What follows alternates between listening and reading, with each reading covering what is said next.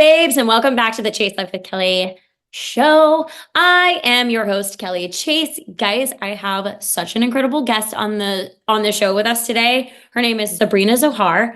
If you're not familiar, you are going to love her after this episode, okay? I fell in love with her content over the last few months. She is so direct, so raw, and something that we all need to hear. Even if you know what she's saying, sometimes it's just a great reminder. She is a dynamic entrepreneur and dating coach renowned for her transformative podcast, The Sabrina Zohar Show.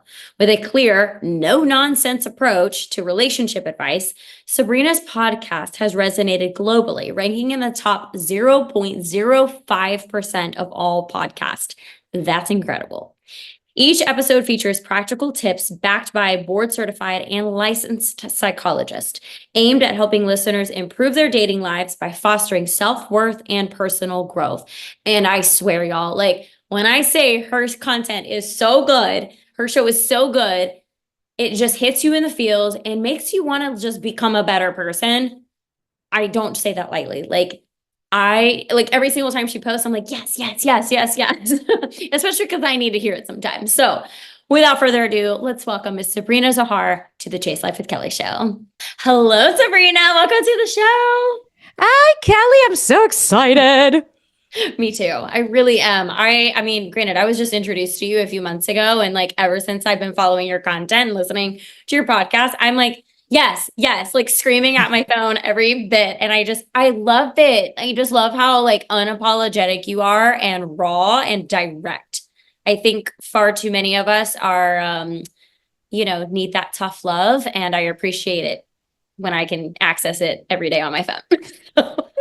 Thanks, man. It's so funny when I saw you, when we first started following each other, and I was like, I know her. And I was like, oh my God, of course I know how I know you. And I was like, this is so fun. I get to lift the veil and be part of it. So I'm super excited to be here.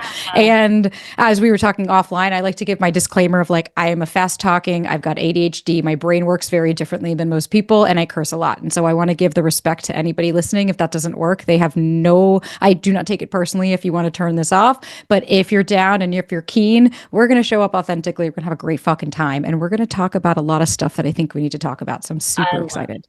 Absolutely. Yes. Okay. So first, I like sharing with my audience, like who you are, how you became what you are, and like why you do what you do. So lead us down that little journey of how you became this amazing podcast host and what started all this. Reminds me of the Golden Girls. I'm like, picture it. So for me, my background is born and raised in Florida. Grew up in New York is what I always say because I moved there when I turned 18. So it was, or like just turned 19, whatever. But I spent my formative years living in New York. And I think that really turned me into the person that I am, for better or worse.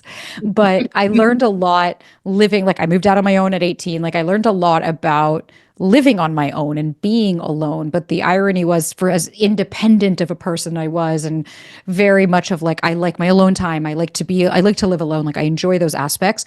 My anxiety was through the fucking roof. I was the poster child for that classic anxious attachment, somebody that couldn't sit still, couldn't function.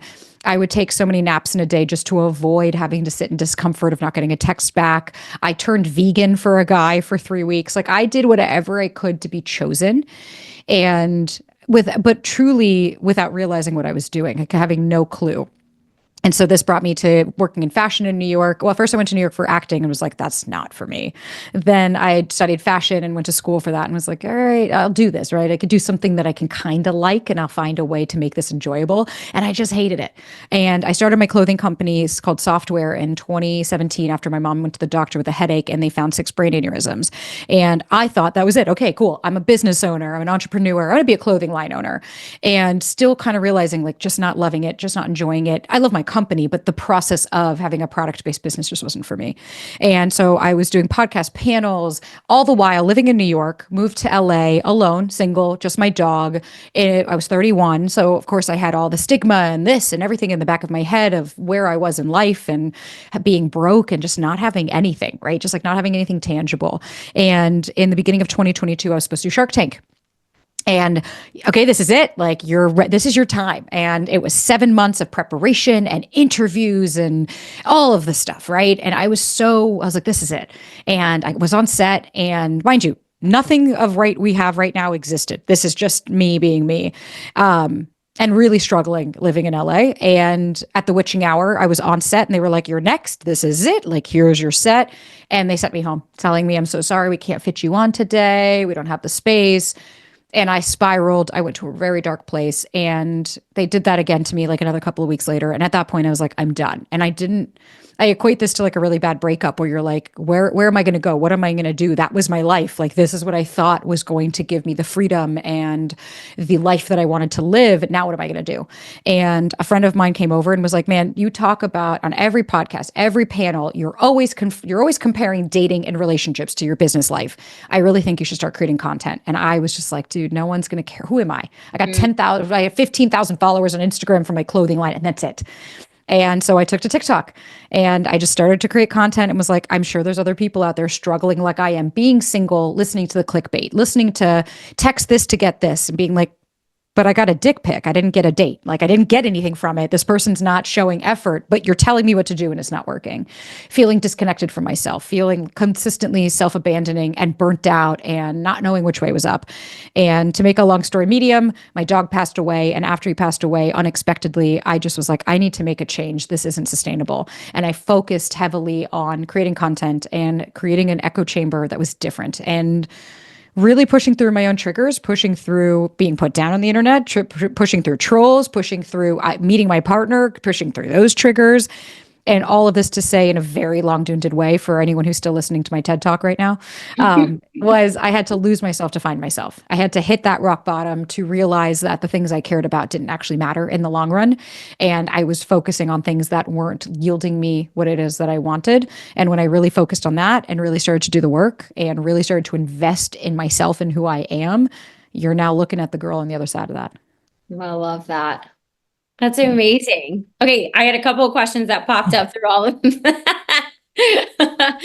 That's amazing. Okay, do you remember, because there was a lot of things that I felt like contributed to your transformation in a sense and mindset shift, but do you remember like the exact moment, like what one thing was like this, like something has to change? Like, I feel like sometimes it can like be like sequence of events that are like starting to shift things for you, but like you still haven't like pulled the trigger kind of thing. Like, was there one thing that made it all go?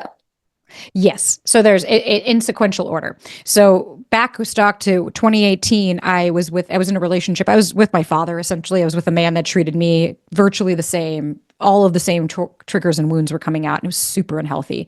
And I'm not going to blame him all for it. Like, yeah, he had his shit, so did I. And I allowed it, and I participated in that, and I will take full accountability. And that was the start of like, I need help, right? Like, something's not right. This can't be how other people feel. This doesn't add up. I'm suicidal. I'm having really negative thoughts. Like, this can't be what everybody experiences. So that was you threw the ball down. It started to get momentum, but it took me 3.5 years to start to realize really my patterns. Then fast forward to 2022, right before Shark Tank, this is what changed it, was I stood up to my father, right? Like, I finally told him, he pulled his shit on me for one last time and it did his narcissistic rage. And I finally was like, I'm done. I was like, I don't want to do this anymore. Fuck off. And I didn't even say that. I just in my head said that to him, but I'll tell him, I was like, okay. Like, he yelled at me and he was like, "You're not my daughter," blah, blah. And I said, okay, well then take care. And that was it. And I didn't speak to him for like a year and a half. That decision, it changed everything in a very subtle way. It wasn't this like come to Jesus moment of like, ta-da, there it is, I'm a different person. That was more so later in the year when Clem passed away, when the dog passed away. That was it. That was the like, okay, you can't keep doing this. But my dad, when I told him to get bent and kind of pretty much just accepted where we were, what that did was now anybody I dated thereafter, what was I scared of? Right? I'm scared of you leaving me. Who are you? My father, the one person who taught me all of this, right? Actually did leave me, actually abandoned me left me with nothing, wanted his money back from the company I had, like left me to the point where I could have been homeless and really in a bad place, but I figured it out on my own. And I said, fine, I'll pay you back. If I don't have to eat for weeks, I won't. But that's what I had to do. And that decision, because then when I dated people after, it was, no, thanks, I'm good, right? Like, I'm not scared of losing you. Who are you? I've already lost the one thing that makes the most sense to me. And then, 11 months later, when Clem passed away, and then I met Ryan 3 weeks later. But it was really just, sometimes you get to a point where you can't continue, you know too much, you cannot continue on, you can't keep doing the same things. And I would say those three aspects that came 4.5 years apart, right, of everything, were the ones that propelled me to make the actual changes I needed. Because again, when you're the one thing that you're so scared of is being abandoned, I'd like you to ask by who. And then we could start to get a little deeper on how we could start to undo this. Yeah, yeah. Well, it's so interesting that you said that, like you weren't afraid anymore. I was out for a walk today and I literally said that to myself. So wild. And I'd be curious because if I like how we're unofficially going to get into it right now, but Yeah. I'd be curious, what were we scared of, right? Like what is the fear that's driving the car? Because then we can understand it and listen to her in our case, right, as being a her. I would be curious of like what fear were we holding on to? Yeah, I mean, the abandonment, I mean, I definitely have been, I there's a part of like embarrassment and shame that comes up for me because I have done so much work on myself, right? Like, and I have. And so when I'm like, I can go and give all this advice, and it's funny, like I'm having a coffee with a friend on a former client of mine on Wednesday, and she worked with me. She was single. She dated. She did her stuff for like a year and a half, and then met a guy, got married, now has a baby. And I'm like, not that I'm comparing myself to her, but I'm just like, okay, Kelly, like, when is your love story? Like, when are like your actions gonna like match your fucking words? Like, because you can preach all day, but like, are you taking your own advice 9900% of the time? Like, no, like there have been so many times that I haven't. And it's because like, I seek the potential in someone. That's pretty much the biggest thing. And then I'm abandoning myself. Like at the end of the day, I make excuses for, the fact of like, oh, I feel like I'm in a better place with this situationship or relationship or whatever's going on. Like it doesn't bother me as much anymore. But at the end of the day, it does. It fucking does. I'm Yeah. left with disappointment. I'm left with, I am essentially abandoning myself. And I don't know. I just was like, I mean, it was from like family dynamics and intimate relationship dynamics kind of merged. And I don't know. I was just out for my walk and I was like, I'm not afraid. Like, I'm okay. Like, the right person is on its way to me. I'll be 40 in July. Who the hell cares? Like, I don't have this pressure on myself of like, you're going to be 40. Oh my God. Like, I don't. I've never even really thought about like freezing my eggs. Maybe that's stupid and ignorant of me, but like, I haven't. Like, I just feel like if it's supposed to happen, it's supposed to happen. But yet I've held on. Like I'm like, maybe it's like a generational curse of like letting go. Like I have an actual problem. Like I cannot let go of things. What I'd be curious is to see, because like all of that makes it's first of all, it's also valid, right? Like you're going through emotions like a human, having the ebbs and the flows of like, I feel this. Okay, that's totally normal. I'm not going to judge myself for feeling it. I don't need to compare myself, but I'm also allowed to feel bummed and upset and disheartened. But I think what I would be also curious, and like, again, you and I could talk about this offline, but like, even just a question that will change kind of everything is like, I often ask myself, who has the mic, right? Like, who has the mic that's speaking right now? So if there's the part of there's that whatever Kelly is coming out that's like, I'm scared. And it's like, what are you scared of? And if she's like, I'm scared that I'm never, because it's like, it might not be that she might not be scared that she's never going to find anybody. She might be scared that you never find her, right? She might be scared that you don't find her and come back for her. She might be scared that you're making these excuses for them. And what her fear is, oh my God, but are you ever going to see me? And it's like, all of that's totally valid and all that's so real. And I would be bullshitting you if I said I don't do that, right? Like last week I was spiraling and even my coach, she messaged me and she's like, what are you doing to support yourself? And I was like, nothing. And I was going off and she was like, what is your little saying right now? And I kept saying, she doesn't want to talk to me. She doesn't want to talk to me. She doesn't want to see me. And it was like, yeah, you don't know why? Because I was being mean to her because things weren't going well in this one specific area of my business. Just one thing that I was like, nope, but see, there it is. It had nothing to do with the fact that that was the issue. The issue, right? It could be the fact that your partner says something. It could be insert any of these things here. The issue was less about, oh my God, right? What was the narrative? I'm going to lose everything, right? They're going to take everything from me. And it could be they're going to leave me, right? Insert whatever the narrative is. But at the end of the day, that's not actually the fear. She wasn't genuinely concerned, my little at least, that she was going to be left and abandoned or that she was going to be, somebody's going to take everything. What she was concerned about is, am I going to step up for her? Am I going to be able to be the adult? And at the time I wasn't. I was being mean. I was being a dysregulated parent to her of like, would you just shut up? Would you just leave me alone? My God, could you just stop? And it was not until I stopped and I was like, that's why I'm not making progress, is because the more I speak to my little, like my father spoke to me, the further from that I'm getting. And to what you were saying about, oh, that situationship, like it doesn't bother me as much. And it's like, we don't need to gaslight ourselves. Taking up space can feel really scary because I'd be curious. And again, you don't have to share that publicly if it's not something you've Okay. shared, but I'd be curious to see, okay, well, if I'm scared of taking up space, right? Of acknowledging this doesn't work for me. What's the fear that comes after? What feels scary about taking up that space? Is it that someone's going to leave? Is it that I've been taught as a kid that that meant I was needy, even though it was more so that my parent was emotionally unavailable? That's the type of stuff we want to understand, because you don't need to gaslight yourself and be like, oh, this is fine, I can handle it, when you're like, I can't. I'm actually just not being honest with myself. Right, right. Yeah, I just wasn't being honest with myself for sure. Totally. Huh. That's a great question though to ponder on. I don't know. I mean, granted, like I've had so many I've someone this kind of came out during a coaching session before. Like I do have a sister, and it was asked, was I always competing for attention from my parents kind of thing? And I said, no. I said, but where I felt like maybe I was competing for the pat on the back kind of thing was like I did things to be seen a lot. Yeah. Like, I was in a couple of like theater plays in high school and middle school. I was a cheerleader. I was on basketball. I did like all the things, right? And it's like the more I do, the more I get applauded. Oh, I'm so proud of you. You're doing a great job. And it's like, I don't want to, this translates over to work too. It's like, I feel like I'm exhausted and I don't fucking want to do anything except for like go live on a yacht in the middle of Greece right now. Like,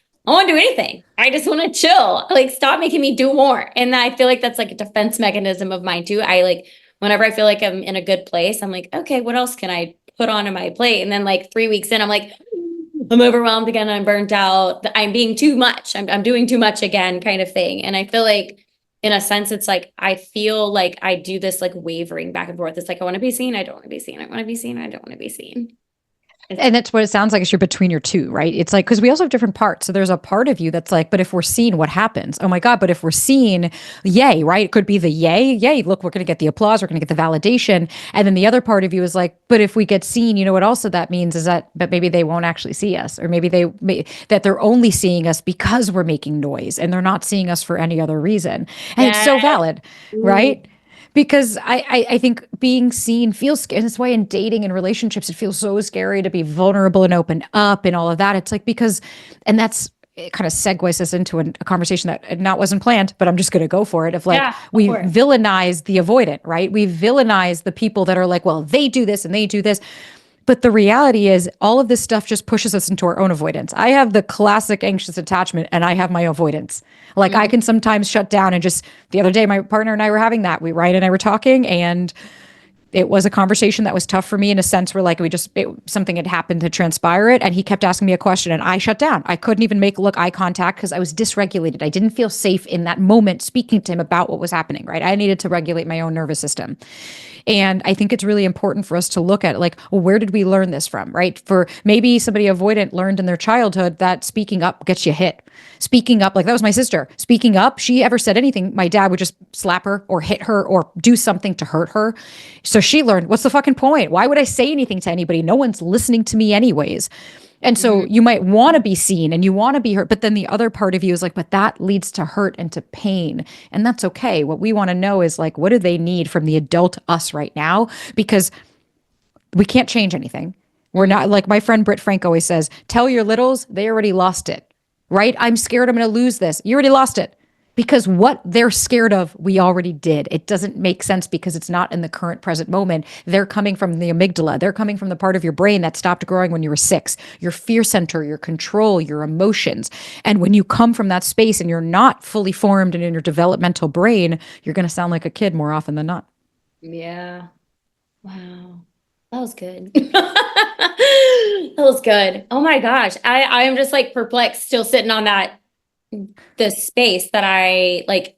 It's scary to be seen, Yeah. but almost like it's scary not to be seen, because then it's like I'm not I don't Because know, it's you want to I be want to seen be for who seen you for all. are. Yeah, it's like I want to be seen for all of me, but it seems like it's like even when I'm talking to my parent, I call my mom every day kind of thing, and it's like, hey, how you doing? Anything to report? My mom always says, and like, there's like a part of me that's like, I'm like trying to search for something to like say that's like, ooh, like a shining object kind of thing, versus like, I don't know, just having a good day. Like, ooh, kind of like it just sounds boring, but then I just want to be held in that moment too, right? Of like, I mean, and my mom does. It's just in my head that I'm like just over analyzing it. But then when it comes to guys, I feel like, okay, when we have like a very vulnerable conversation, or I'm getting on to any guy in the past or whatever, it's like that's when they're like very connected, and they're very like they're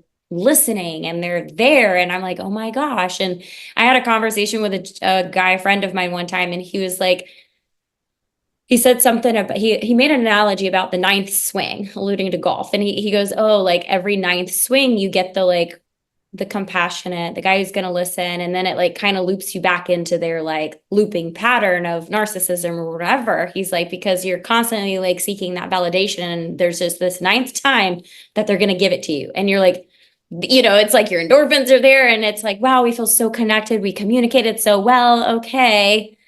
And then it just starts happening again, kind of thing. And I was like, that was such a good analogy, because that's exactly what happens. Reinforcement. It's can I talk? Intermittent reinforcement. So it's essentially, it's like it's dripping you out the drug, right? It's giving you just enough to keep you go. Like, oh my God, we had that vulnerable conversation. You're like, I kind of feel connected to them. But again, if we're not connected to ourselves, which by no means am I ever shaming or blaming anybody. I was disconnected from myself for fucking years. So like it is very normal, because especially right now we're in a weird time where it's like, either you're with me or against me, right? Nuance is gone.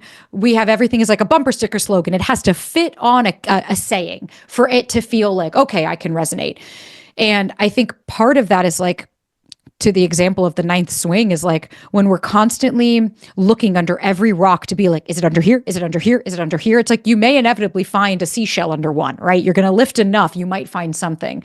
But then I would say, what is the mental state and the nervous system state of that, right? Frantic, frenetic, scarcity. When's the next? I need to have it. Oh my God. Versus finding love, like in true self-love, right? Like what you were describing earlier of like, I'm not scared anymore. Like I'm not going to let these narratives be beholden. I'm not going to let these narratives hold me accountable, or let me rephrase that. I'm not going to let these narratives dictate my fucking life. Just because I think it doesn't mean I have to believe it. That's actually like the new pullover I met says, don't believe everything you think, because your brain is not designed to help you grow. It's designed to keep you safe. And when we understand that our brain is just going back on a loop to try to help keep us safe because it loves shortcuts, when your brain feels overwhelmed, what's going to happen? Either it's going to go to a shortcut and do what you always do, or it'll potentially shut down, because if it can't handle everything that's coming in, which is why it's important to like stop, regulate your nervous system, come back to the present moment, and really start to ask ourselves, what choices do I have?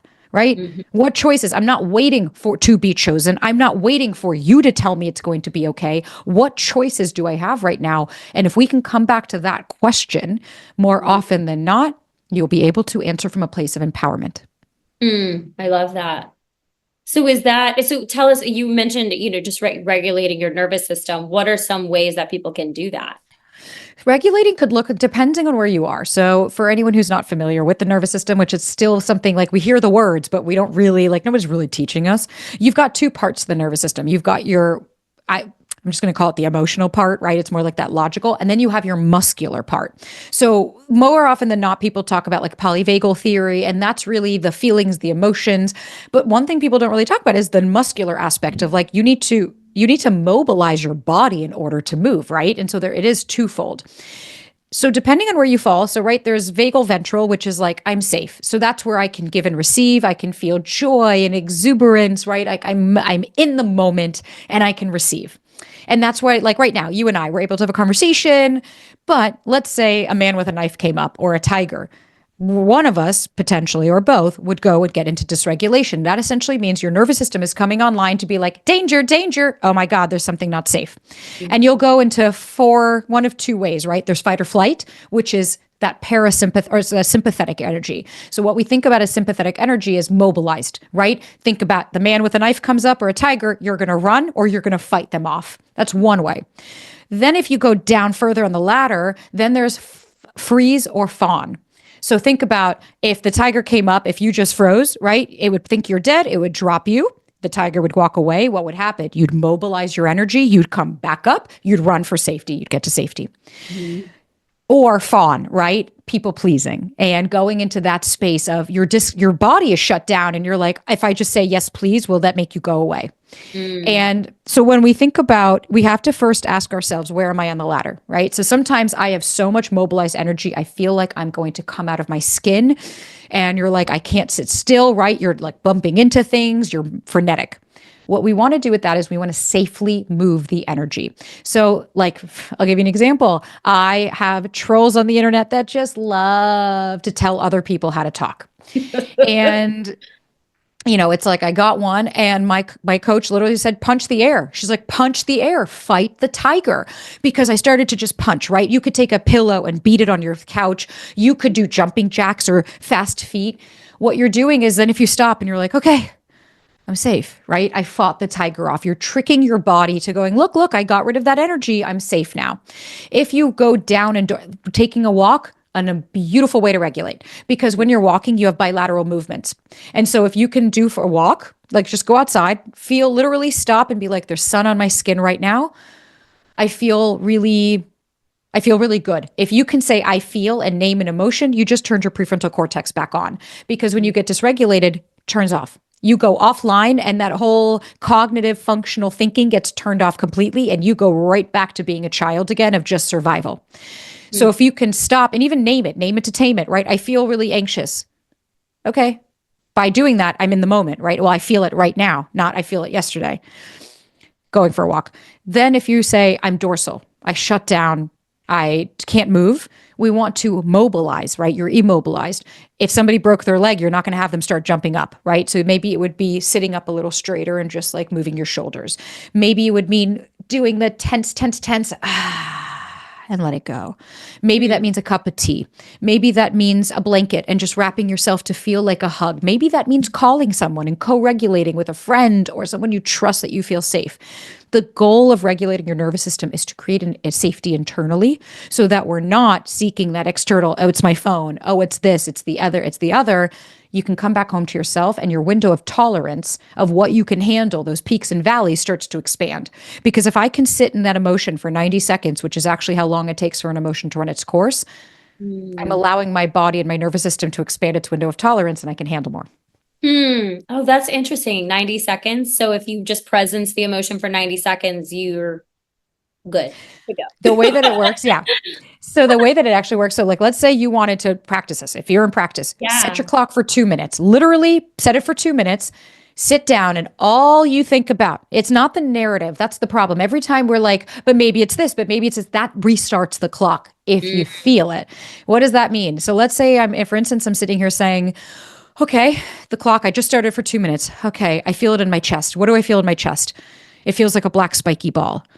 Okay, is that black spiky ball telling me anything? Right now, it's just anger. Okay, so this is anger. I feel it in my chest. Can I touch the ball? No. Can I move the ball? Yeah, I can kick it. Okay, what happens if you're just focusing on the sensations in your body. More 99.9999% of the time when I take clients and I do that, then all of a sudden it's getting less. Oh, it's not as intense. It's like, because you got to let your body feel it in order to move on. That's why don't you feel better? You're not feeling it. Right. Wow. I'm not feeling it. None of us want to.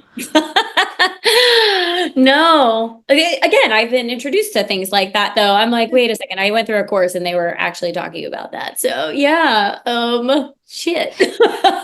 But the thing is, and this is where you can show yourself compassion, is like, I'm not implementing that yet, but I am learning it. Right. Yeah. And it's like, I'm doing it. I might not have it down. I have my friends that are all like nervous system specialists, and these are the people that are dysregulated, right? Like we can intellectualize all day. And that's why when we start to think of like, but why can't I feel any better? I know better. It's like, because look at the way you talk to yourself, right? If I'm judging myself, belittling myself, berating myself, constantly putting myself down, I'm just going to stay on this loop to try to get off of it versus hey, Sabrina, given everything you've been through, it makes total sense that it was causing you anxiety.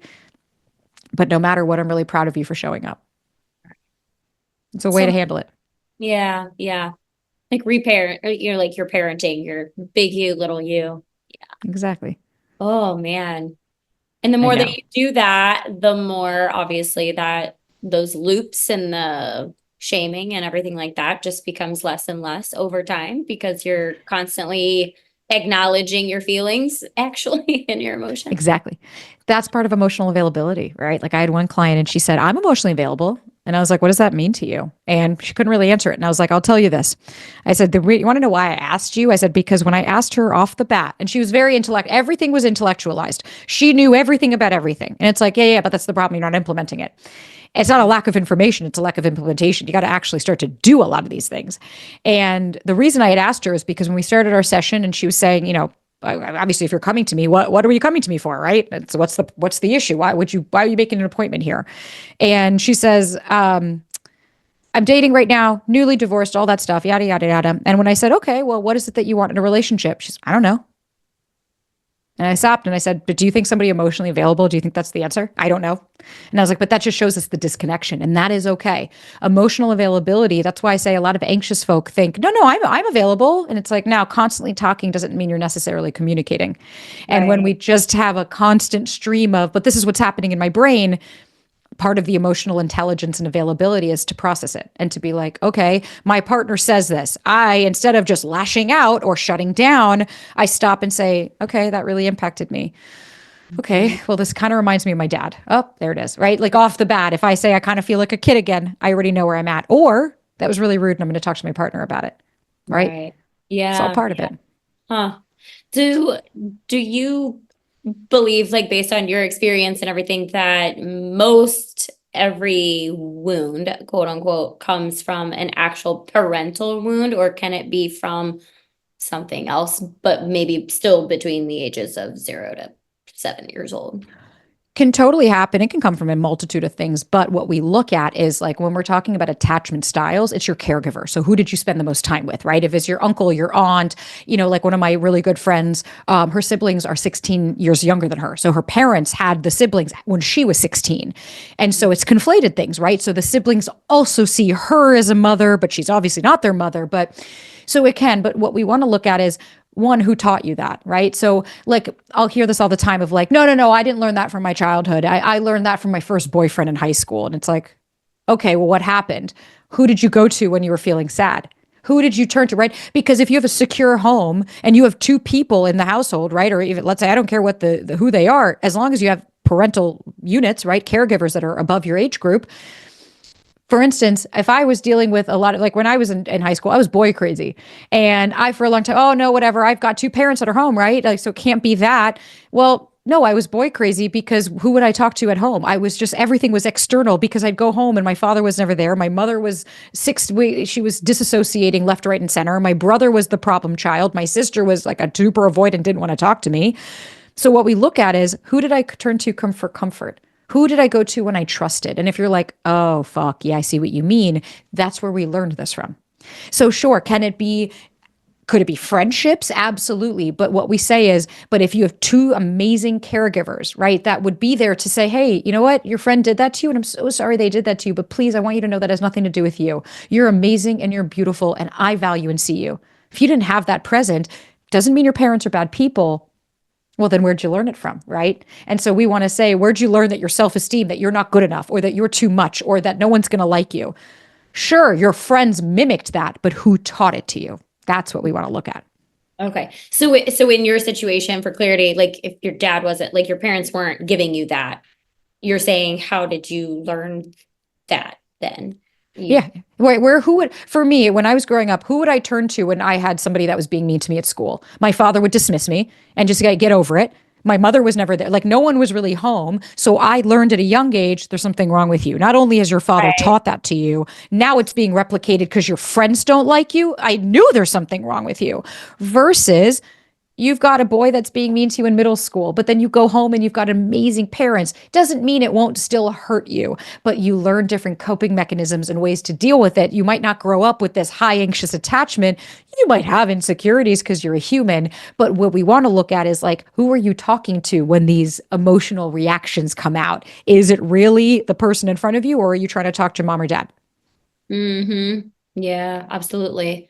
You mentioned something about feeling like something was wrong with you, right? Like, does that come out with a lot of the clients that you work with? Like, is that like that's the like deeply rooted wound? Is there something wrong with me? I'm not enough kind of thing? Oh yeah, I'm not enough or I'm too much, right? I'm not enough, but I'm also too much, right? And that's the classic daughter or son child of a narcissist is you always feel like there's something like you're not enough for them, but yet you're too much because their emotional bandwidth was so limited that they were potentially always yelling or screaming and right. So there's that volatility. And I think everybody's core wounds, right? It could be I'm not enough, I'm not worthy, I'm not deserving, I'm too much, I'm too little. If I were thinner, I'd be better. If I were prettier, it would be better because what we would just see is like those wounds were created around how somebody treated you. It doesn't necessarily, my father never came to me and said, you're too much. Right. But how he treated me was as such, right? If I had an emotion, he would hit us or he would leave. And so as a kid, you're like, what's wrong with me? Okay, did I do something to cause this? Because we can't comprehend. No, my father is an asshole, right? Or he's emotionally unavailable and he's a narcissist. That's not about you. But who said that to me? That's part of that reparenting. When now I get to treat my inner child in the way that nobody did. Yeah. Hmm. I have to do better about that.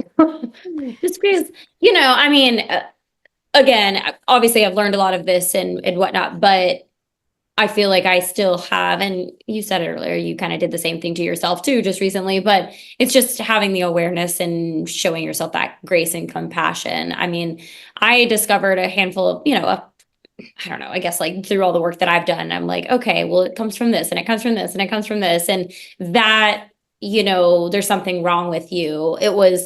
The question was spoken out loud to me one time, like in front of I think I was in high school or middle school, but I mean, I don't even remember what happened, but I was having like slumber party or whatever. And something happened. And my dad was like, why would you do that? What's wrong with you? Like in front of all of my friends. And I was like, nothing's Yeah. wrong with me. Like shit. But I mean, that was definitely like a wound that I carried through with me. But I mean, that was later in life. I mean, in preschool, I was what, 4 years old, and I was told by a mean girl literally 4 years old, like, you can't play with us and the other girls. And, so I think at that age, I started the people pleasing. And then, when like my mom always was, even now she's like, Kelly, you have like the most friends, and even 10 years ago, she was like, Kelly, you're only like, when you get to be my age, you're only going to be able to count 5 people on your right hand that are like your true friends. And I'm like, yeah, I don't know about that, and I mean, granted, yes, now as I've gotten older, I do have deeper connections with, a certain number of people, but all that to say, I went through life people pleasing, obviously unconsciously, I wasn't like the pick me girl in a sense. Like I never felt like, oh, like, I don't know. I never felt like necessarily like left out and things like that. But I just like was very social and I'm still social. I'm a social butterfly. I don't know if it's like the Leo in me too, but I mean, it's been complimentary in some ways, but it was like, okay, so the little girl said that, my dad said that, and now it's like time to date. And if someone didn't want to date me or be with me, that like rejection was so hard and so heavy. And it's just like, okay, if I take like an aerial view, like even after Love is Blind, I worked with a mindset coach after filming, and she was like, what, like, are you like actually like in love with the guy? Like, is the pain that you're feeling because you're in love with this man and you want to be with him, or is it the pain of rejection? And like, I have never been asked that. And I was just like, it's rejection. Holy shit. Like, Yeah. whoa, but that is so freaking painful. That rejection is so painful. And all you want to do at that point, it's like you just want to abandon yourself. You're just like this cool girl. It's like, well, I'll show him. And then you go into like all the people pleasing of like just trying to be the cool girl and like be seen again. And oh, well, maybe if you like are cool, then they'll like want to be with you. And it's just so fucking exhausting. Oh, you like you said, you lose yourself completely. And the Yeah. reason too is like we do all of that to avoid having to deal with the pain of the rejection. Right. Because more often than not, it's not even half the time, it's not even about the fucking rejection. It's like, what's the narrative about you? Right. Like I remember this one dude that I liked and I was cuckoo over this guy. And he was like, on paper, if I sent you him, you'd be like, I mean, he's cute, but like, really? You're like, this is it? And like he was a nice guy, but even like depth wise, like there wasn't a lot of depth. And it was like, but he was a really well known like YouTube blogger or whatever in LA. And I'll never forget the night before we had the date. I told my friend, I'm like, I'm going out with blah, blah, blah. And he was like, good luck. He doesn't actually show up. And I was like, well, he confirmed. And I remember everyone's like, he confirmed the date. I was like, mm-hmm. So already I was like, ah. And sure enough, like he breadcrumbed me. Like it was total nonsense. So it didn't even do anything. I think we kissed one for like 2 seconds. But really, the reason that I was so devastated by it had nothing to do with him. Who was he? It was about what did that mean about me? If I got him, people would respect me. Look, a cool guy likes me, so then that means I'm cool. And it Mm, really just meant then what I had to let go of the life I thought I was going to live. I had created this narrative of like, oh my God, but we could do all this stuff together. We could create content together. I could become that couple. And you start to, and grieving is a huge part of the rejection process because we do have to find a space to grieve that really hurt me and that feels really terrible. And I really wish that that's not what happened. Or it has very rarely, it's why I always say, like, take the shine off them. It's challenging the connection because we typically only obsess over people that don't make us feel safe, right? Because if they are a safe person, you wouldn't be obsessing over them. What's there to obsess over? right, right. Why do we do that? Oh, What? that's our brain. That's Literally. our brain. Oh, yeah. No, we do that because when you obsess over somebody, you're literally you're filling in the gaps. Because if someone's healthy and secure and is like, hey, Kelly, I think you're amazing. I'd love to date you again. Your brain doesn't have to go into being like, what do you mean I'm amazing? Who are you? Right? It's not just given to me like that. Love has to be earned. I have to show up differently. I have to prove myself. It might not be conscious, but that's why I get all the time health equals boring. I'm just bored. I didn't feel a spark. And it's like you're chasing a feeling. The spark is just your nervous system going into dysregulation, and then it's flushing blood to your phalanges so that you could run. If that was an ugly person, you wouldn't be into them. But because they're attractive, yay. That's Hmm. what the type of stuff we want to look at is like what's happening. What's the actual sensations in our body that are manifesting more than, and it's usually because when we don't feel safe with somebody, we're going to obsess of how can I crave safety because it's all our body wants. And if that's all you did in childhood, like I did, that's all you're going to do in your adult relationships. Interesting. Huh. That's so interesting. I feel like I need to do a journal after this. Go through I that. love journaling. Yeah, no, I know. I do it like every day. Okay, so with that, let's say a sensation. I had a experience months ago where I went on a date with someone and I was telling a girlfriend of mine, I was like, and she does somatic work, and I was like, it was almost like I was having involuntary, well, obviously it was voluntary, but like it was involuntary like responses to this man. Like it felt different than any man that I had ever like been with. And it didn't work out, but there was this level of safety. There was this like this connection was the most powerful connection with another man I've ever had, ever. And so like I feel like in the past, I may have been a little bit more reserved if someone like leaned in to kiss me, right? Like in a public space, right? But like I was just so open. Like it was like guards down. We're having such dynamic, vulnerable conversations. Everything was down. And I was just like, okay. It was so weird. Like, I mean, not weird, but like in a good way, weird. Like, Yeah. but I don't know how to explain how I was like, okay, well, normally I would not kiss this person on the first date or I wouldn't be so open about X, Y, and Z on the first date, but it just like came out. Like everything was just coming out, or I was just so relaxed that I was like, okay, I'll let him kiss me. Like it's totally fine. And it felt good. And I wasn't like scared Yeah. around either. I don't I know. mean, some people, we have to also remember, like, some people are just also like, we have to look and say what felt comfortable and familiar. Maybe was it because they used active listening? And like some people, when they nod their head, it can make you feel, right, more receptive. I have a way, it used to be a problem. Like when I was in like high school, a little older, people think I'm flirting with them. but I'm not. I'm just very engaged. I'm listening. I'm asking questions. I'm making eye contact. Like there are ways, and especially when you feel good in your own body and you're like, I enjoy making other people feel good. But I think we also have to look and say, that's a beautiful experience. I'm grateful to it. Like, right? I'm so grateful that you had a connection like that. But when we feel this intensity, right, of Yeah. like, it's so, that's when those peaks and valleys, that's when we want to look and be like, that's not sustainable. I'm not always going to feel on top of the world when I'm with this person. It's like I might come down, and it's not to villainize them. Like this poor guy might not have done anything, right?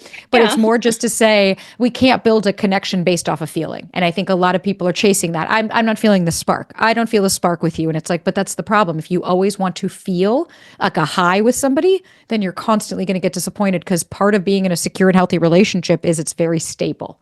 Yeah. Yeah. That's so true. Were you coming from what you experienced during childhood? And like, what were your fears? Like going into love and like with your new partner and everything. Like I feel like I'm in a really good place. I'm like ready to call in love and all of that. And there's a part of me, like I hung out with a guy friend recently and he was like freshly single. And I'm like, well, I've been single for fucking 10 years. So he was like, is it okay if I hang out with a girl? Like, I mean, I'm broken up with, so like, is it okay like that I'm doing this? Like he felt like he was cheating on the girl, although they were not together. And I was like, yeah, and I'm totally opposite. Like I can hang out with 5 guys today at any time if I wanted to. Like no regrets, no guilt, no shame. But with that being said, oh yeah, no, like I feel like it's like I want that, but I want a companion, right? I want someone to just be able to call and be, hey, babe, you want to go to the grocery store with me? It's like I want that best friend to just be with. And yet I recognize that there are some hesitations and some fears. It's like, well, I wouldn't have that freedom anymore. That's like the least thing that I worry about, but it's still there, just presencing it. But also it's like, maybe there's once I have it, there's, oh shit, like this person is not leaving. Like I've been so conditioned over the last 10 years, the guys I have dated have not worked out. And it's generally been on their terms, like whether they ghosted, they just couldn't show up, whatever the case may be. And so it's like, I'm healing, repairing that, and knowing like I have to like affirm to myself like this person continuously chooses me and they're staying. Whereas I do have the fear like, oh, is this person gonna leave me too? Oh, Is it ever gonna stick? 100%. I'll be honest, my fear, which I totally get, like definitely they're going to leave me and nobody's going to love me. My biggest fear, which is the irony. So I'll backtrack. I always mention Britt Frank. Not only is she my best friend, but she's fucking brilliant neuropsychotherapist. But she always says the love addict's biggest fear isn't abandonment. It's actually intimacy. And yeah. And I understand what she means by that, because my biggest fear wasn't that somebody's going to leave me. Sure. Yeah, you're going to leave me, but why are you going to leave me? Right. My biggest fear was you're going to find me out. You're going to realize that I'm not this amazing, confident, secure person, and that there's an insecure part of me, and that I cry, and that I feel a lot, and that I talk really fast, and that I have a lot of childhood traumas, and my family is a bunch of nuts that fell directly from a tree and knocked their shit on every branch on the way down. That was my fear, was you're going to find me out. And to this day, and it's like, and Ryan's biggest fear was you're going to reject me for who I am once you get to know me. We all have our versions, because for me, that is my biggest fear, is if I can just contain it, if I just can control it, then maybe you won't leave me, because my dad couldn't take me. My dad thought I was too much, but maybe if you don't. And that's been my fear, right? Why is this person going to leave me? What is that? What is the narrative? That's the part of you. And when I say it, oh, I'm scared you're going to find me out. When I say, well, how old is she? It's like, she's like 7. She's a little girl. And that little girl is just sitting here being like, but I don't know who to be. Because when I'm myself, it doesn't seem like anybody likes it. When I'm myself, it seems like people don't like that. They leave or they put us down. So maybe if you just pretend to be somebody else, they'll like you. And that's where the work started to come in, for me at least, was not working through the fears of, that's a valid fear. It's so valid. What are they going to find out about you? That you're insecure? So then tell them. right? Like, and that's Right. how I started to live more authentically of, okay, well, if you don't like it, that's okay, but this is who I am. And when we can start to understand those fears, because fear is very valid, it's very real, that's anxiety. Anxiety is the fear of. Anxiety is not actually a primary emotion, right? I think it might not even be a secondary one, but anxiety is not, I don't even know if that's truly labeled as an emotion when you think about it, but it's fear. Fear of the future, fear of you're going to leave, fear of the unknown. That's anxiety. And if we can start to say, well, learn the things I can't control, just teach me how to let go, right? That's what I've learned. The things I can't control have taught me how to let go of them. Because if Yeah. I can't control, like when Clem got sick, I did everything in my fucking power to get him better. Would have spent I don't care. I would have mortgaged a house to keep him alive. That wasn't Mm. the plan. That wasn't his lifespan. His lifespan was 10 days from the moment I found out he had kidney failure, and that was it. And when you learn that you can only do so much, after a while, you're like, listen, man, I could choose. I could choose to allow myself to spin. I can choose to allow myself to stay down. I can choose to allow myself to stay in a victim mode, or I can choose a new response. And I get to Right. choose that. Mm. So I get to choose. You do. You Yeah. do. I It might love not be a choice that you're stoked on in this second, that. but No, it you know what? feels good. That does feel It's good though. another reframe. I'll leave you with one more. I don't know if I'm leaving you with it, but I'll just say Yeah. I'll leave you with one more. Is it's a reframe my mom has. It changed my life, and it's so simple. And anytime I would say, because I was the same, I'd call my mom and I'd be like, I'm in LA, no one wants me. I'm over the hill. I'm 31. No one's looking at me, And she would just say, well, if that's how you feel, I'll validate it, but maybe we can incorporate that. That's just for now, because everything is just for now, right? I could walk outside and get shot, right? Like I could literally die in 2 seconds, God forbid. But Yeah. my point being is anything could happen, positive or negative. So when we want to say, what if it doesn't work? And what if it does? Right? We can find alternatives. I'm scared, but I'm also capable. Right? Like for now, I don't have this. For now, I'm single, but I'll never forget when my mother called me and I met Ryan 2 days, 3 days after Thanksgiving. And I remember just being like crying on Thanksgiving. And I'll never forget, she goes, Sab, this might be the last Thanksgiving you're single. I would enjoy it if I were you. No. And I did. I lived every day as if it was going to be the last, and not in a negative way, but meaning in the sense where I enjoyed it. And I said, if this is the last day I'm single and I meet somebody tomorrow, I want to make sure that I remember the time I had with Clem and with me and kind of fantasizing and falling in love with my life, because it makes it a lot easier. One, if it doesn't work out, because I get to come back into me. But two, I get to then choose who gets to come into this life because I've built such a beautiful one. Yeah, I love that. I feel I definitely agree with that and feel like I do that on a regular basis. I mean, granted, I've been single for a while. Yeah. So, and granted, these last handful of years I have worked with, countless coaches and, therapists and doing my own work, that kind of thing. And so I just have a greater awareness now of things that pop up for me. But at the end of the day, it's that, like, I mean, I'll have moments where I'm just sitting on my couch, no TV on, nothing, like just laying there. And I'm just like, thank you. Like I'm taking this Yeah. all in because one day there may be three screaming kids and a husband that's getting on my nerves and Jesus Christ. Do Exactly. I want that? Do I really want that? No, but I do. But maybe not three kids, but You're like, I'll backtrack on that one. But yeah, exactly that, right? It's like your progress, not perfection. All you could do is show up every day, right? You're a work in progress. I'm a work in progress. How sad would that be if this was it? Can you imagine if this is it and you're like, oh, so this is the peak? I've learned everything. I've explored everything. I've found myself. Well, now what? So it's like, enjoy the process and the journey. It's messy as fuck, but it's yeah. really worth it, because then when you meet somebody and you are no, who gives a shit, right? Like when I met Ryan, I asked all the questions. What did I have to lose? I don't know you. It allowed somebody to choose me because of who I was, not of who I was pretending to be. Absolutely. Well, I love that. I love that. I think, what you said just about the where I get,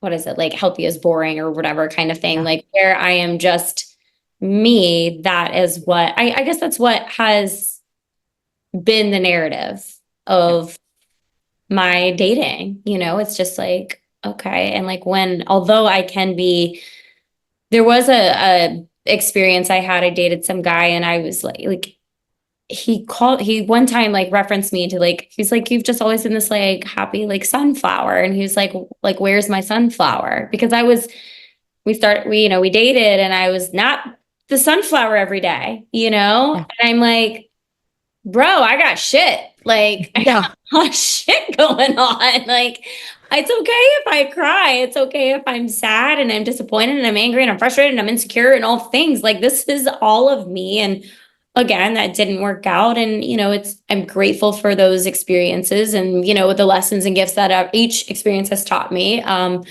But it was just interesting. I'm like, that would be exhausting trying to just like be a sunflower every day. Like the sunflower Right. needs rain. Needs And rain, that's bro. that's part of also the like the bait and switch. It's like, no, show up authentically so this person knows what the fuck they're going to get, right? That way you don't have to one day be like, you don't accept me when I'm having a bad day. And it's like, oh, yeah, you know what? Now that I realize it, I've never shown this to you. And that's okay. Like, again, there's no shame and blame of like, oh God, I can't believe I did that. It's like, no, moving forward, that's how the only way I got my partner is every time it didn't work. What can I learn from this? How can I implement that? What can I change next time? Right? Okay, say no. Right. I started to learn after a while, especially in my 20s, just constantly saying yes led me to not doing what it is that I wanted to do. And after a while, you're like, I don't fucking care if I disappoint you. I'd rather hurt your feelings than self-abandon for me to do something that does not align with me anymore. And so it's like that guy, right? You want sunshine? It's like, go find someone with less emotional needs. That's fine. That's for you. And for me, I want someone that I can take up space with. I want someone where within reason, of course, right? Your partner Yeah. can't be your fucking therapist. But like you said, you're going to have bad days. You're going to have days where I cannot tell you how many times I've texted my friends going, I thought I'd done work on myself, right? How many times I've been like, I thought I was, but that's okay. That's part of it. It's not linear, but it's progress, not perfection. That's what we want to look at. Absolutely. Yeah. Okay. A question about, so of course you are very unapologetic, very direct, through your content. And I feel like that may be how you are with with your person. Like you just are who you are. Like, Yeah. and I have a mother that's from New York. So like, I get it. Totally get it. However, that did not rub off on me. I feel like I'm more like, I'm more not submissive, but again, it's the people pleaser. It's like I felt when someone wronged me in the past that I didn't necessarily stand up for myself, or when I did, it was like in the moment, I chose to pick my battle, and I was like, okay, we're in a public place, or even if I was at home, I was just like, okay, and I kind of like let the situation pass, and then I would bring it up later when felt like I could have a more intelligent conversation with the person about it, which I think is healthy. Yet, also, I think though I was, maybe how it was explained or how, the person responded to me, I still wasn't putting my foot down though. It was just more of like forgiving, like, okay, I understand. Oh, you're not going to do it again. Okay, let's carry on.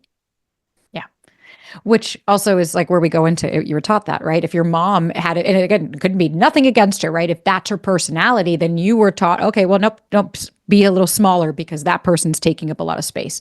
Or they're very direct, right? And that's what we see, like, oh, for me, like my dad used to be like, you're so sensitive. It's like, well, look how you fucking talk to me, right? Look how dismissive and how discrediting you are. For me personally, yes, I would say I've always been very big. Like I've always had a big personality. I have always cursed and spoken fast. Like that is nothing new. This is actually me. I've slowed down over the years. But I would say with my partner, what I've learned is I've learned a softness that you have with somebody, because like there is only, I mean, and the funny thing is like the reason my partner loves me to this day, if you ask Ryan, why did you choose Sabrina? He will say the question she asked on the first date. And when somebody asked him, he's like, why did you want to see her again? He was like, because she showed up. She wasn't scared to lose me if I didn't answer in the way she wanted. She had no problem telling me what it is that she wanted. I never had to guess. She was very direct. She told me, hey, here's how I like to communicate. If that works for you, great. Like I don't leave ambiguity, because for me, that drives me insane. Now, if that doesn't work for you, that's totally okay.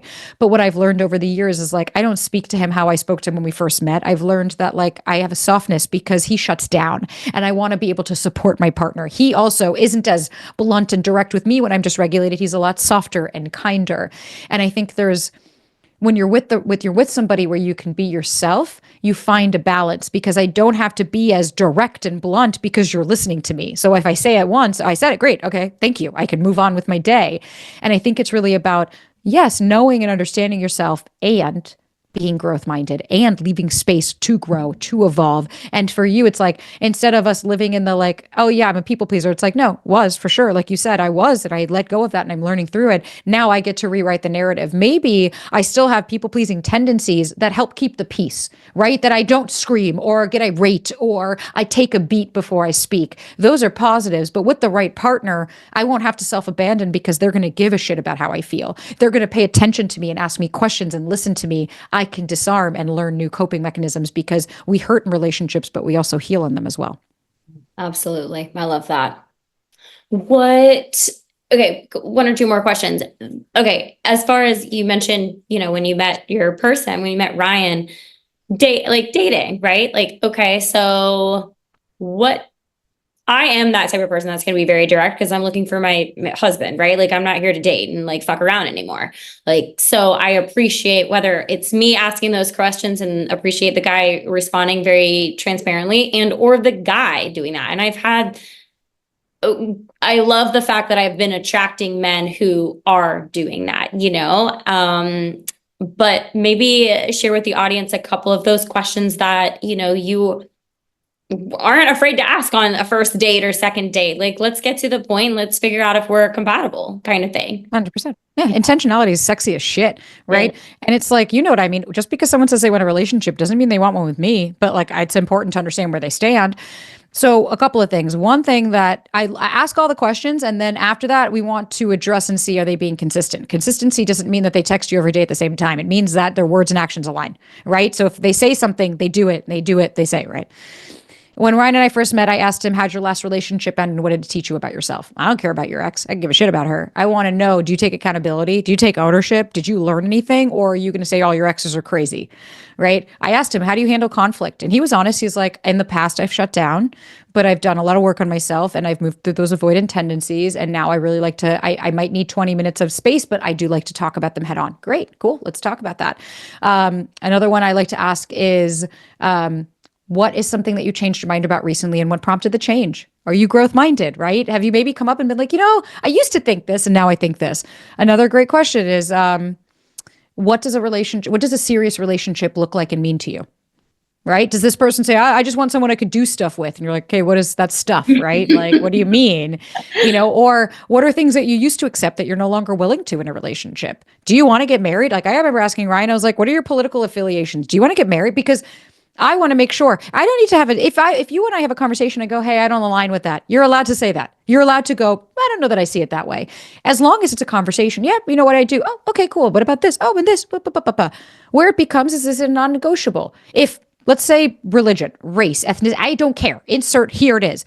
If that's a non-negotiable, then stop bullshitting yourself. Make sure you ask those questions early on, because if your non-negotiable is I'll never date someone who believes this, and you meet someone who believes that, the rubber has to meet the road then.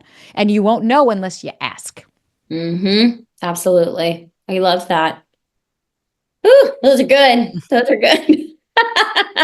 I know. I've got a few. It's one of those things I'm like, those are my go-tos, but it's just important to ask about things that matter to you. Yeah. It's interesting. A situation I had recently, great dates and everything, and then it didn't work out. The guy kind of ghosted, whatever. And I'm like, as someone said to me, they were like, well, do you know do you know if he wanted a relationship or not? And I was like, I never asked, but like based on his actions and the fact that we spent like hours on each date, I kind of had I assumed that he was looking for a relationship. And she was like, no, we need to be very direct. Do you want a relationship, or are you just, because she was like, you can have an engaging conversation with a lot of people, Kelly. Like you have a podcast. That's what you do. She's like, some people just don't, that's not their intention though. And I'm like, you're right. Shit. Some people I'll never forget my friend. We were driving with her husband, and this was years ago. I was single. And so she was like, babe, like, I don't understand. Why does she have all this bad luck and blah, blah.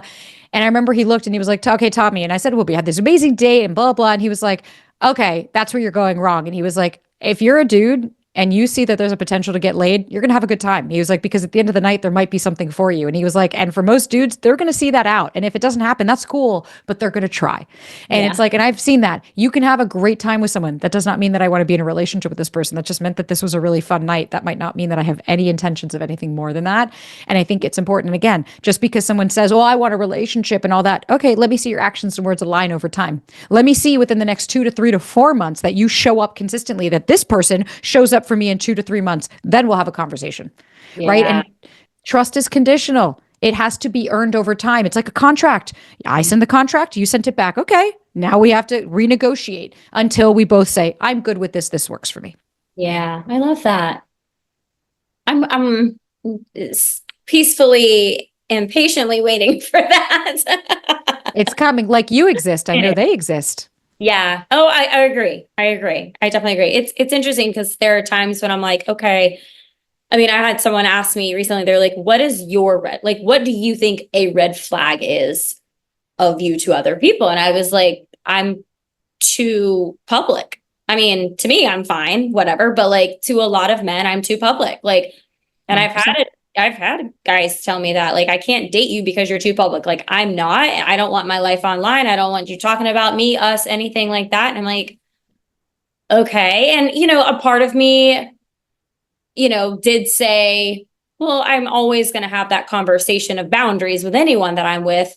And at the end of the day, I want someone who is not going to give a shit and they're going to want to do, because I don't see me slowing down or stopping anytime soon. Like, I want to do even bigger things. I like being in the limelight. I don't mind it. I love it. I don't know. Again, maybe it's the Leo in me, but I like being seen, and not necessarily like for an ego thing. It lights me up. I do fashion shows. Like, I like speaking on stages. Like, obviously I have the podcast. I just enjoy being out there. And I want my person to not be hiding in the corner. I want them to be like gladly and proudly standing next to me being like, this is my girl.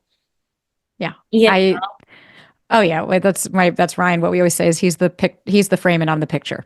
Yeah. And so it's like I get to be the bright, colorful, big personality, and then he gets to be the frame that keeps me structured and centered, but he's by my side. And I used to say about my ex, I'm like, I want you to help me up my pedestal, not try to take me off. Right. And so it's about finding somebody that's confident within who they are so that they can allow you to spread your wings and to become the fullest version of yourself while that doesn't impact their self-esteem. Yeah. Yeah, absolutely. Absolutely. Well, is there any other advice or tips that you want to share with my audience? Could be about anything. I mean, this is so great. I know everyone's going to love picking out, tidbits of everything that we discussed already, but anything to leave them with.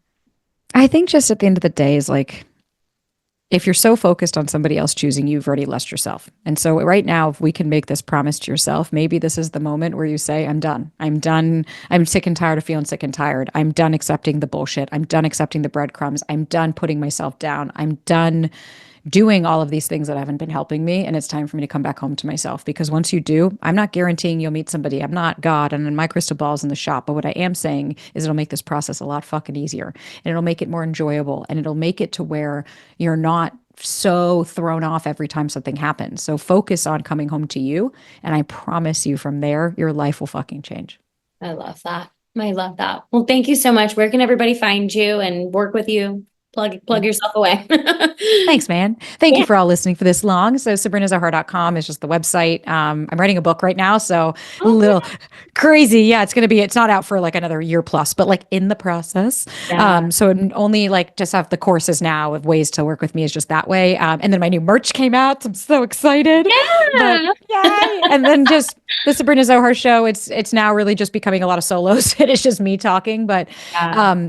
it's just a passion project and another way to join a community. So thank you I again. love it. Yeah, absolutely. Thanks for being here. I appreciate you. Of Thank course. you.